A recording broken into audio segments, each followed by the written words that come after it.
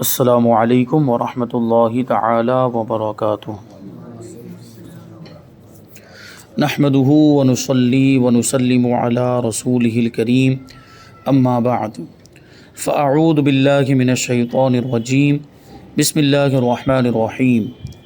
ان اللہ وملائکتہ یصلون علی النبی یا ایہا الذین آمنوا صلوا علیہ وسلموا تسلیما۔ اللہم صلی علی سیدنا و مولانا محمد معدن الجود والکرم وآلہ الکرام وابنہ الکریم وبارک وسلم صلاۃ و سلاما علیک یا رسول اللہ صلی اللہ تعالی علیہ وسلم۔ تبرکات کا بیان جاری ہے، یعنی حضور پاک صلی اللہ علیہ وسلم سے نسبت رکھنے والی چیزیں اور بزرگان دین سے نسبت رکھنے والی چیزیں یہ متبرک ہوتی ہیں، برکت والی ہوتی ہیں، اور ہمارے لیے وہ قابل تعظیم ہوتی ہیں۔ ان کا ادب و احترام ہم پر لازم اور ضروری ہے، اور اس کا ثبوت قرآن سے بھی اور حدیث سے بھی ہے۔ تو قرآن پاک میں تابوت سکینہ کا واقعہ بیان کیا گیا، تو تابوت سکینہ میں بھی انبیاء کرام کے اور صالحین کے تبرکات تھے، اس لیے بنی اسرائیل اس کی تعظیم کرتے تھے اور اس کی برکت سے ان کے کام بن جاتے تھے۔ پھر حضرت یوسف علیہ السلام کے کرتے کا واقعہ بھی بیان کیا گیا اس سے پہلے والے درس میں، اور یہ بات بھی بیان کی گئی کہ حضور نبی کریم صلی اللہ علیہ وسلم کے بال مبارک وضو کے بچے ہوئے پانی اور ناخنوں کے تراشے، یعنی ناخن کاٹنے کے بعد جو کٹا ہوا حصہ ہوتا ہے وہ، اور چادر مبارک، تہبند مبارک، پیالہ مبارک، انگوٹھی مبارک سے صحابہ کرام کا برکت حاصل کرنا یہ بھی حدیثوں سے ثابت ہے۔ حضرت امیر معاویہ رضی اللہ تعالیٰ عنہ نے ایک چادر حضرت کعب ابن زہیر کے بیٹوں سے حاصل کی تھی۔ اس کا واقعہ یوں ہے کہ حضرت کعب ابن زہیر نے حضور پاک صلی اللہ علیہ وسلم کی بارگاہ میں ایک قصیدہ حضور کی تعریف میں لکھ کر پیش کیا، جو بڑا ہی مشہور قصیدہ ہے، جس کو قصیدہ بانت سعاد کہا جاتا ہے۔ حضور کی بارگاہ میں جب انہوں نے وہ قصیدہ پڑھ کے سنایا تو حضور پاک صلی اللہ علیہ وسلم کو وہ قصیدہ بہت پسند آیا۔ حضور خوش ہوئے اور اپنی چادر مبارک اپنے کندھے سے اتار کر ان کو عطا فرما دی۔ تو حضرت کعب ابن زہیر رضی اللہ تعالیٰ عنہ کے پاس وہ چادر رہی۔ حضرت امیر معاویہ رضی اللہ تعالیٰ عنہ نے ان سے کہا کہ 10,000 درہم کے بدلے میں یہ چادر مجھے دے دو۔ تو حضرت کعب ابن زہیر نے دینے سے انکار کر دیا کہ یہ حضور کی چادر ہے، یہ میرے لیے تبرک ہے، یہ برکت والی چیز میں کیسے دے دوں۔ بہرحال انہوں نے دینے سے انکار کر دیا، کیونکہ صحابہ کرام وہ حضرت امیر معاویہ بھی تو اسی لیے مانگ رہے تھے کہ وہ بھی اس کو برکت والا سمجھتے تھے، اور حضرت کعب ابن زہیر اس لیے نہیں دے رہے تھے کہ میں اس برکت سے کیوں محروم ہو جاؤں، یہ مبارک چادر میرے پاس ہے۔ تو یہ صحابہ کرام یا جو ہے کہ حضور پاک صلی اللہ علیہ وسلم کے چاہنے والے، ان کو اگر حضور سے نسبت رکھنے والی کوئی چیز مل جائے تو پھر وہ ان کے لیے دنیا اور ما فیہا سے بہتر ہوا کرتی ہے۔ حضرت محمد بن سیرین بڑے ہی مشہور تابعی بزرگ ہیں، اور ان کو امام المعبرین کہا جاتا ہے، خوابوں کی تعبیر بیان کرنے میں ان کو بہت زیادہ مہارت حاصل تھی، حضرت محمد بن سیرین۔ تو انہوں نے ایک مرتبہ حضرت ابو عبیدہ سے کہا کہ ہمارے پاس حضور پاک صلی اللہ علیہ وسلم کے کچھ موئے مبارک ہیں جو ہمیں حضرت انس ابن مالک رضی اللہ تعالیٰ عنہ کے ذریعے سے حاصل ہوئے۔ تو اس وقت حضرت ابو عبیدہ نے یہ بات فرمائی تھی کہ میرے پاس اگر حضور پاک صلی اللہ علیہ وسلم کا ایک بال مبارک ہو تو وہ میرے نزدیک دنیا اور ما فیہا سے بہتر ہوگا اور پسندیدہ ہوگا، یعنی پھر اس کے مقابلے میں دنیا اور اس کی دولت میری نگاہ میں کوئی حیثیت نہیں رکھتی۔ یہ حضور پاک صلی اللہ علیہ وسلم سے کے تبرکات اور حضور سے نسبت رکھنے والی چیزوں کی اہمیت صحابہ اور تابعین کی نظر میں بہت سے ایسے واقعات ہیں۔ میں نے پہلے بھی عرض کیا کہ 7 جمعہ تک وہ بیان چلا ہے، تو اس میں کتنی باتیں آئی ہوگی، آپ اس کو سماعت کر سکتے ہیں۔ تو یہاں مختصر طور پہ جو اس کتاب میں لکھا ہم اس کو شامل کرتے ہیں، اور کچھ باتیں سمجھنے سمجھانے کے طور پر وہ آ جاتی ہیں۔ سوال کہ کیا قبر میں تبرکات وغیرہ رکھ سکتے ہیں؟ جواب جی ہاں، قبر کے اندر تبرکات وغیرہ رکھنا جائز اور باعث ثواب اور میت کے لیے دفع عذاب کا سبب بنتا ہے۔ یعنی اگر کوئی نسبت رکھنے والی چیز، کوئی متبرک چیز قبر میں رکھ دی جائے تو اس سے قبر والے کو فائدہ ہوتا ہے، مردے کو فائدہ ہوتا ہے، اور عذاب بھی دور ہو سکتا ہے۔ اور یہ صحابہ کرام علیہم الرضوان اور سلف صالحین کے عمل سے ثابت ہے۔ سلف صالحین یعنی بزرگوں کے عمل سے ثابت ہے۔ حضرت امیر معاویہ رضی اللہ تعالیٰ عنہ کی وصیت تھی کہ حضور صلی اللہ علیہ وسلم کی قمیص مبارک یعنی حضور کا کرتا مبارک میرے کفن کے نیچے بدن سے متصل رکھنا، یعنی اسی میں کفن پہنانا۔ چادر بھی تھی، چادر بھی لپیٹنے کے لیے کہا کہ حضور کی چادر مجھے لپیٹ دی جائے جب میرا انتقال ہو جائے، اور حضور کا جو تہبند شریف ہے وہ مجھے پہنا دیا جائے، اور منہ مبارک اور ناخنہائے مقدسہ کو میرے منہ اور آنکھوں اور پیشانیوں پر مواضع سجود پر رکھ دیا جائے، یعنی سجدہ کرنے میں چہرے کے جو حصے زمین پر لگتے ہیں، ناک اور پیشانی اور یہ منہ کا بھی انہوں نے ذکر کیا۔ یہ اس لیے تھا تاکہ اس کی برکتیں ان کو قبر میں بھی حاصل ہوں۔ تو یہ صحابہ کرام کا عقیدہ، اس سے پتہ چلتا ہے کہ قبر میں وہ مردے کے کفن میں یہ برکت والی چیزیں رکھی جا سکتی ہیں۔ سوال، اس ضمن میں اگر کوئی واقعہ ہو تو وہ بھی بیان فرما دیں اس تعلق سے۔ تو جواب دیتے ہیں کہ صحیح بخاری کی حدیث پاک میں ہے کہ حضرت عبداللہ ابن مسلمہ رضی اللہ تعالیٰ عنہ نے اپنی سند کے ساتھ حضرت سہل رضی اللہ تعالیٰ عنہ سے حدیث بیان کی کہ ایک عورت حضور پاک صلی اللہ علیہ وسلم کی خدمت میں ایک خوبصورت چادر لے کر آئی اور عرض کیا کہ آپ کو پہننے کے لیے پیش کر رہی ہوں، یعنی حضور کی بارگاہ میں اس نے وہ چادر پیش کی۔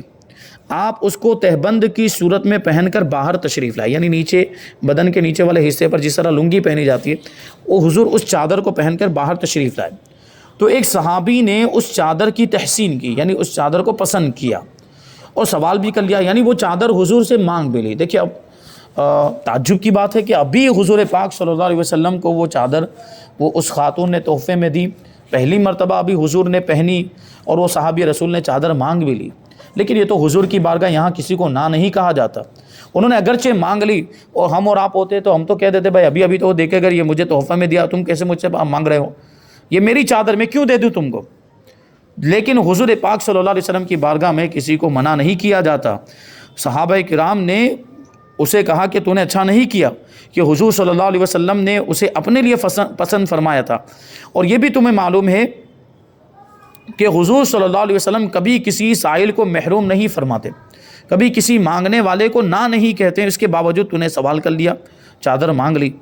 تو اس صحابی نے کہا کہ میں نے اس کو پہننے کے لیے نہیں طلب کیا بلکہ اپنے کفن کے لیے مانگا ہے، یعنی اس لیے کہ میرا انتقال ہو جائے تو حضور کی چادر میں مجھے کفن پہنایا جائے، اور ان کا مقصد صرف یہی تھا کہ یہ حضور کی چادر جب مجھے کفن کے طور پر پہنائی جائے تو اس کی برکتیں مجھے قبر کے اندر حاصل ہو۔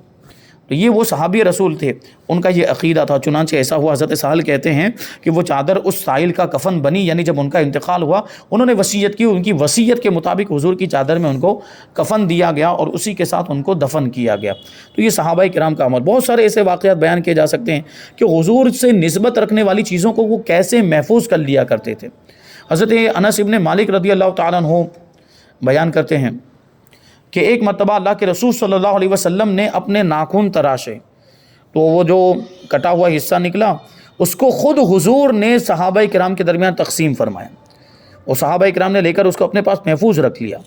یہ حضور کے ناخن کے تراشے، اور یہ پھر بات دیکھیے عاشقوں والی بات، جو حضور کا ناخن مل جائے تو ناخن کا تراشا مل جائے، وہ کٹا ہوا حصہ مل جائے تو پھر وہ بھی ان کے لیے بہت بڑی نعمت اور بہت بڑی دولت ہوا کرتی، بلکہ دنیا کی دولت بھی اس کا مقابلہ نہیں کر سکتی۔ دنیا کی دولت تو کیا، یہ آسمان کے چاند ستارے بھی پھر اس کا مقابلہ نہیں کر سکتے۔ پھر عاشق اپنی زبان میں، وہ عاشقوں کی زبان میں، جیسے اعلیٰ حضرت نے عاشقوں کے حال کو بیان کرتے ہوئے کہا کہ گویا کہ اپنی زبان حال سے یوں کہہ رہے ہوں کہ دل اپنا بھی شیدائی ہے اس ناخن پاک، مشہور نعت پاک ہے، سرتاب قدم ہے تنے سلطان زمن پھول، اس نعت پاک کا یہ شعر ہے کہ دل اپنا بھی شیدائی ہے اس ناخن پاکا، یعنی ہمارا دل تو حضور کے پاؤں کے ناخن پر قربان ہے۔ یہ دیکھیں اب عام انسانوں کی بات، حضور کی تو ساری چیزیں کامل اکمل خوبصورت، کسی طرح کی کوئی کمی نہیں، پاؤں کے ناخن ہو یا انگلی کے ناخن، لیکن ہمارے آپ کے ناخنوں کی اگر ہم کیفیت دیکھیں تو پاؤں کا جو ناخن ہوتا ہے وہ ہاتھ کے ناخن کے مقابلے میں اتنا خوبصورت نہیں ہوتا، لیکن یہ عاشق ہے کہ وہ پاؤں کے ناخن پر بھی قربان ہو رہا ہے، اس کا دل قربان ہو رہا ہے۔ تو اعلیٰ حضرت اسی کو کہتے ہیں کہ دل اپنا بھی شیدائی ہے اس ناخن پاکا، یعنی حضور کے پاؤں کے ناخن پر ہم قربان۔ اور پھر وہ آسمان کو مخاطب کر کے کہتے ہیں اعلیٰ حضرت رضی اللہ تعالیٰ عنہ کو، اتنا بھی تو مہے نو پہ نہ اے چرخے کوہن پھول۔ چرخے کوہن مطلب پرانا آسمان، چرخ کون یعنی پرانا آسمان، اور مہ نو کا مطلب ہوتا ہے نیا چاند۔ ابھی دیکھیں وہ اس کے اندر یہ فن شاعری کی بھی کیسی مہارت جھلک رہی ہے۔ اعلیٰ حضرت رضی اللہ تعالیٰ عنہ نے یہ کیسی صنعت کا اس میں استعمال کیا، فصاحت و بلاغت کے محاسن کا استعمال کیا۔ وہ دیکھیں کیا فرماتے ہیں کہ اتنا بھی تو مہ نو پہ نہ اے چرخ کون پھول۔ چرخ کون یعنی آسمان کو مخاطب کر کے کہہ رہے اے آسمان، یعنی وہ آسمان بھی کیسا پرانا آسمان، اے پرانے آسمان، کیونکہ ہزاروں سال پرانا ہے، جبکہ حضور پاک صلی اللہ علیہ وسلم کا ناخن مبارک ابھی ابھی ظاہر ہوا ہے، یعنی جو کاٹا ہوا حصہ ہے جو ابھی ظاہر ہوا تو اس کو الگ کیا گیا، تو وہ تو پرانا نہیں ہے، اور یہ آسمان اتنا پرانا ہو گیا، تو اس کو مخاطب کر کے کہہ رہے ہیں کہ اے چرخ کون یعنی اے پرانے آسمان، جو نیا چاند ہوتا ہے نا اس پر مت پھول، اس پر اترا مت۔ ابھی آپ غور کریں تو جو نیا چاند ہوتا ہے وہ دیکھیں تو کیسا ہوتا ہے، باریک، اور جب ناخن کاٹا جائے تو وہ بھی وہ باریک چاند کی طرح نظر آتا ہے کہ نہیں۔ تو یہ مقابلہ کر رہے ہیں اعلیٰ حضرت کہ تیرے پاس چاند ہوگا لیکن اس چاند سے بہتر چیز ہمارے پاس ہے، وہ حضور کے ناخنوں کا تراشا ہے، وہی ہمارے لیے کافی، وہ تو ہمارے لیے آسمان کے چاند سے بھی بہتر ہے۔ کوئی اگر ہمارے دامن میں آسمان کا چاند لا کر رکھ دے اور دوسری طرف حضور کا ناخن کا تراشا مل جائے تو ہم حضور کے ناخن کے تراشے کو ترجیح دیں گے اور چاند کو ٹھوکر مار دیں گے۔ یہ عاشقوں کی بات ہوتی ہے، حضور سے نسبت رکھنے والی چیزوں کا ایسا ادب و احترام۔ آگے ہے کہ تبرکات کی بے ادبی کرنے کا نقصان بھی بیان کیجیے۔ میں نے جیسے کہ اس سے پہلے وہ واقعہ عرض کیا تھا کہ قوم عمالقہ وہ تابوت سکینہ کو اٹھا کر لے گئے، بے ادبی کی گندی جگہ پہ رکھا تو کیا ہوا، مصیبتیں آئی، پریشانیاں، بیمار، 5 بستیاں ان کی ہلاک و برباد ہو گئی۔ تو فرماتے ہیں یاد رہے کہ جس طرح تبرکات کی تعظیم اور احترام کرنے سے کئی فائدے ملتے ہیں اور برکتیں نصیب ہوتی ہیں، اسی طرح اگر ان کی تعظیم نہ کی جائے اور ان کی بے ادبی اور توہین کی جائے تو بسا اوقات دنیا ہی میں اس کی سزا بھی مل جاتی ہے۔ اس کی سب سے واضح مثال تابوت سکینہ ہے، اسی کو بیان کرتے ہیں۔ تابوت سکینہ عجائب القرآن مع غرائب القرآن، اس کتاب کے صفحہ نمبر 52-53 پر ہے۔ تابوت سکینہ شمشاد کی لکڑی کا ایک صندوق تھا۔ شمشاد یہ ایک بڑی مضبوط اور سخت لکڑی ہوتی ہے، اس لکڑی کا بنا ہوا یہ صندوق تھا، یعنی ایک پیٹی۔ حضرت آدم علیہ السلام پر نازل ہوا، آپ علیہ السلام کی آخری زندگی تک آپ کے پاس ہی رہا، پھر بطور میراث یکے بعد دیگر آپ علیہ السلام کی اولاد کو ملتا رہا، یعنی حضرت آدم علیہ السلام کے میراث کے طور پر آپ کی اولاد کو ملا، پھر اولاد میں یہ آگے بڑھتا رہا، ایک کے بعد دوسرے کو ملتا رہا۔ یہ بڑا ہی مقدس اور بابرکت صندوق تھا۔ بنی اسرائیل میں جب کوئی اختلاف پیدا ہوتا تھا تو لوگ اسی صندوق سے فیصلہ کراتے تھے۔ صندوق سے فیصلے کی آواز اور فتح کی بشارت سنی جاتی تھی۔ بنی اسرائیل اس صندوق کو وسیلہ بنا کر دعائیں مانگتے تھے تو ان کی دعائیں قبول ہوتی تھیں، بلاؤں کی مصیبتیں اور وباؤں کی آفتیں ٹل جایا کرتی تھیں۔ الغرض یہ صندوق بنی اسرائیل کے لیے تابوت سکینہ، برکت اور رحمت کا خزینہ اور نصرت خداوندی کے نزول کا نہایت مقدس اور بہترین ذریعہ تھا۔ مگر جب بنی اسرائیل طرح طرح کے گناہوں میں ملوث ہو گئے، مبتلا ہو گئے، اور ان لوگوں میں معاصی و طغیان یعنی نافرمانی اور سرکشی اور عصیان کا دورہ ہو گیا، بے حیائی کے کام، گناہوں کے کام بڑھ گئے، تو ان کی بدعمالیوں کی نحوست سے ان پر خدا کا یہ غضب نازل ہوا کہ قوم عمالقہ کے کفار نے ایک لشکر جرار کے ساتھ ان لوگوں پر حملہ کر دیا۔ ان کافروں نے بنی اسرائیل کا قتل عام کر کے ان کی بستیوں کو تباہ و برباد کر ڈالا، عمارتوں کو توڑ پھوڑ کر سارے شہر کو تہس نہس کر ڈالا، اور اس متبرک صندوق کو بھی اٹھا کر لے گئے۔ اس مقدس تبرک کو نجاستوں کے کوڑے خانے میں پھینک دیا۔ لیکن اس بے ادبی کا قوم عمالقہ پر یہ وبال پڑا کہ یہ لوگ طرح طرح کی بیماریوں اور بلاؤں کے ہجوم میں جھنجھوڑ دیے گئے۔ چنانچہ قوم عمالقہ کے 5 شہر بالکل برباد اور ویران ہو گئے، یہاں تک کہ ان کافروں کو یقین ہو گیا کہ یہ صندوق رحمت کی بے ادبی کا عذاب ہم پر پڑ گیا ہے۔ تو ان کافروں کی آنکھیں کھل گئی، چنانچہ ان لوگوں نے اس مقدس صندوق کو ایک بیل گاڑی پر لاد کر بیلوں کو بنی اسرائیل کی بستیوں کی طرف ہانک دیا۔ تو جو آیت کریمہ اس سے پہلے تلاوت کی تھی، وہ حضرت شمویل علیہ السلام نے جو طالوت کے بارے میں جب لوگوں کو بتایا بنی اسرائیل کو، تو انہوں نے کیا کہا تھا کہ طالوت اگر بادشاہ ہے تو اس کے لیے کوئی نشانی ہے کہ نہیں؟ تو تابوت سکینہ کو طالوت کی بادشاہت کی نشانی بنایا گیا۔ تو تابوت سکینہ دیکھیں ابھی تک یہ تھا قوم عمالقہ کے پاس، اب یہ واپس بنی اسرائیل کے پاس کیسے پہنچتا ہے؟ تو اس کا واقعہ یوں بیان کیا گیا کہ جب یہ قوم عمالقہ نے وہ بیل گاڑی پر رکھ کر اس کو ہانک دیا تو وہ بیل گاڑی جانے لگ گئی، راستے ہی میں اللہ تبارک و تعالیٰ نے فرشتوں کو بھیجا اور فرشتوں نے بیل گاڑی پر سے تابوت سکینہ کو اٹھا لیا. کہ دیکھیں آیت کریمہ میں ایک لفظ بھی آیا ہے تحملہ الملائکہ، کہ فرشتے اسے اٹھا کر لائیں گے، تابوت سکینہ کو فرشتے اٹھا کر لائیں گے. تو فرشتوں نے بیل گاڑی کے اوپر سے تابوت سکینہ کو اٹھا لیا اور پھر حضرت شمویل علیہ السلام کی بارگاہ میں طالوت کی بادشاہت کی دلیل کے طور پر بنی اسرائیل کے سامنے فرشتوں نے لا کر وہ تابوت رکھ دیا. اب بنی اسرائیل کے لوگوں نے جب وہ تابوت سکینہ کو اپنے سامنے دیکھا تو چونکہ اسی کو دلیل بنایا گیا تھا، اسی کو نشانی کے طور پر، تو اب تابوت سکینہ کو دیکھنے کے بعد انہوں نے طالوت کو اپنا بادشاہ مان لیا. اب ان کے پاس انکار کرنے کی کوئی گنجائش باقی نہیں رہی تھی. بہرحال پہلے تو وہ جہاد کرنے سے انکار کر رہے تھے.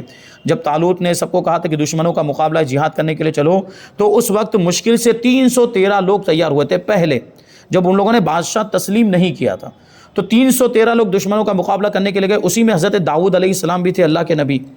تو داؤد علیہ السلام مقابلہ کرنے کے لیے چلے تو اس زمانے میں جو بادشاہ تھا، جو بڑا ظالم و جابر بادشاہ تھا، اس کے ساتھ مقابلہ تھا. طالوت کا جالوت کے ساتھ مقابلہ تھا. جالوت اس کا نام تھا بادشاہ کا، جو بنی اسرائیل پر مسلط کر دیا گیا تھا اور بنی اسرائیل پر بڑا ظلم و ستم کیا کرتا تھا. تو جالوت کو قتل کیا ہے حضرت داؤد علیہ السلام نے. اور حضرت داؤد علیہ السلام کو اللہ تبارک و تعالیٰ نے بڑا ہنر بھی عطا فرمایا، علم بھی عطا فرمایا تھا. حضرت داؤد علیہ السلام کا یہ معجزہ کہ لوہے کو یا کسی بھی سخت چیز کو آپ ہاتھ میں لیتے تھے، کسی دھات کو، تو وہ نرم موم کی طرح ہو جاتی تھی. پھر اس کو آپ جس طرح چاہے موڑ دیتے، اس کو جو چاہے وہ شیپ دے دیتے، آکار دے دیتے، اسی سے ہتھیار وغیرہ بنا لیتے تھے. یہ حضرت داؤد علیہ السلام کا معجزہ. بہرحال حضرت داؤد علیہ السلام نے جب جالوت کو قتل کیا تو طالوت بڑا خوش ہوا، اور طالوت نے خوش ہو کر اپنی بیٹی کا نکاح حضرت داؤد علیہ السلام سے کر دیا. اب طالوت کا جب انتقال ہوا تو حضرت داؤد علیہ السلام بنی اسرائیل کے بادشاہ ہو گئے.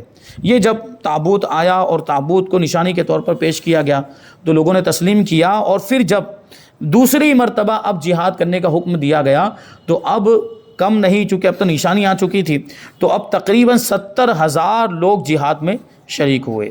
تو بہرحال یہ تابوت سکینہ دیکھیں اللہ کی نشانی. وہ لوگ تابوت سکینہ کی تعظیم بھی کرتے تھے بنی اسرائیل، اور تابوت سکینہ کے وسیلے سے دعائیں بھی کرتے تھے، مرادیں مانگتے تھے، اپنی حاجتوں میں اس کو وسیلہ بناتے تھے، جنگوں میں سامنے رکھتے تھے، اس کی تعظیم کرتے، اس کو قابل احترام سمجھتے تھے. اور اس کا جو ہے کہ ادب نہیں کیا. جب قوم عمالقہ نے اس کا ادب نہیں کیا تو ان پر وبال آیا اور ان پر مصیبتیں آئی اور بیماریوں میں مبتلا ہو گئے. تو جب تابوت سکینہ کا یہ معاملہ ہے تو ہمارے نبی کے تبرکات کی ہمیں کتنی تعظیم کرنی چاہیے، اس کا کیسا ادب و احترام ہونا چاہیے. اور جب تابوت سکینہ میں یہ برکت ہے تو ہمارے نبی کے تبرکات میں کتنی برکت ہوگی. یقیناً حضور کے تبرکات کے وسیلے سے دعا کی جائے تو اللہ تبارک و تعالی ہماری حاجتیں اور دعاؤں کو بھی پورا فرماتا ہے. لیکن حضور کے تبرکات کی پھر ویسی تعظیم بھی ہونی چاہیے. اس کی خبردار ہرگز کوئی بے ادبی نہ ہو کہ جب بھی حضور پاک صلی اللہ علیہ وسلم کے تبرکات کی زیارت کا کوئی پروگرام رکھا جائے، جیسے عام طور پر منہ مبارک کا پروگرام رکھا جاتا ہے، منہ مبارک شریف کی زیارت، تو وہ جگہ جگہ پہ منہ مبارک پائے جاتے ہیں. تو جب اس محفل میں حاضر ہوں تو پاکی صافی کا پورا اہتمام، کپڑے بھی آپ کے صاف ستھرے ہوں، اچھے ہوں، دھلے ہوئے ہوں، اور وضو غسل وغیرہ سب کچھ ہو. کیونکہ دیکھیں اس کی بھی یہ ناپاکی کی حالت میں بھی اگر آپ پہنچ جائیں تو مسائل ہو سکتے ہیں. میں نے اس میں بیان کے اندر ایک واقعہ یہ بیان کیا تھا، شاہ عبد الرحیم دہلوی کا یہ واقعہ میں نے اس میں بیان کیا ہے. وہ تو تفصیل اس میں آپ وہ واقعہ بہت پیارا واقعہ ہے، وہ آپ سن سکتے ہیں. اس میں صرف ایک جو جز ہے وہ ایک حصہ اس کا میں بیان کروں کہ ان کے پاس حضور پاک صلی اللہ علیہ وسلم کے دو منہ مبارک تھے جو خواب میں حضور نے ان کو عطا فرمائے. وہ خواب میں کیسے عطا ہوئے وہی تفصیلی واقعہ ہے. تو وہ اپنے پاس انہوں نے محفوظ رکھے ہوئے تھے. منہ مبارک کو جب بھی کوئی زیارت کرنے کے لیے آتا تو وہ صندوق میں پیٹی میں تالے میں رکھتے تھے، تالا کھول کر زیارت کراتے تھے. ایک مرتبہ ویسے ہی کچھ لوگ جمع ہوئے زیارت کے لیے، تو صندوق اتارا گیا، تالا کھول رہے ہیں چابی کے ذریعے سے، وہ تالا کھلنے کا نام ہی نہیں لے رہے، جبکہ وہی چابی وہی تالا پہلے کھل جاتا تھا لیکن آج کھل ہی نہیں رہا. حضرت عبد الرحیم دہلوی رضی اللہ تعالیٰ عنہ کو بھی بڑا تعجب ہوا کہ پہلے تو تالا کھل جاتا تھا اور آج تالا کھلنے کا نام ہی نہیں لے رہا ہے، کیا وجہ ہے. تو بہرحال انہوں نے مراقبہ کیا، انہوں نے اپنے دل کی طرف توجہ کی تاکہ معاملہ پتہ چلے. تو اللہ کی طرف سے ان کو یہ الہام ہوا کہ جو لوگ یہ مجمع جو جمع ہوا ہے، جو لوگ زیارت کرنے کے لیے آئے، ان میں سے ایک آدمی ایسا ہے جو ناپاک ہے اور اس کے ناپاک ہونے کی وجہ سے تالا نہیں کھل رہا ہے. سوچیں یہ نظام قدرت کہ حضور پاک صلی اللہ علیہ وسلم کے تبرکات کا مقام و مرتبہ اللہ کی بارگاہ میں بھی کیسا کہ وہ تالا کھول رہے ہیں تو کھل ہی نہیں رہا. اب بہرحال حضرت شاہ عبد الرحیم نے یہ کیا پردہ رکھنے کے لیے کہ اگر اس کا نام لے کر بول دیتے تو وہ بدنام ہو جاتا اور اس کا عیب کھل جاتا کہ دیکھو ناپاک چلا آیا، لوگ اس کی برائی کرتے. تو حضرت شاہ عبد الرحیم نے کیا کہا کہ دیکھیے سب جائیے، ایک کو نہیں سب کو بھیجا، سب جاؤ اور پاکی حاصل کر کے آؤ. سب کو انہوں نے واپس بھیج دیا، تو سب پاکی حاصل کر کے آئے. بہرحال اس کے بعد جب تالے کو کھولا گیا اسی چابی سے تو کھل گیا.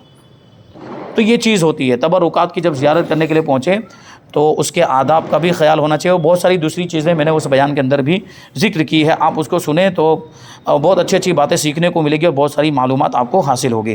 بہرحال یہاں پر یہ بیان مکمل ہوتا ہے.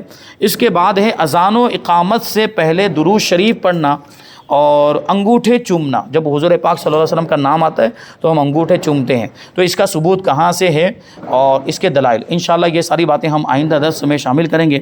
اللہ تبارک و تعالیٰ کی بارگاہ میں دعا ہے کہ جو کچھ بھی بیان ہوا اس پر ہم سب کو عمل کرنے کی توفیق عطا فرمائے. وما علینا الا البلاغ. السلام علیکم.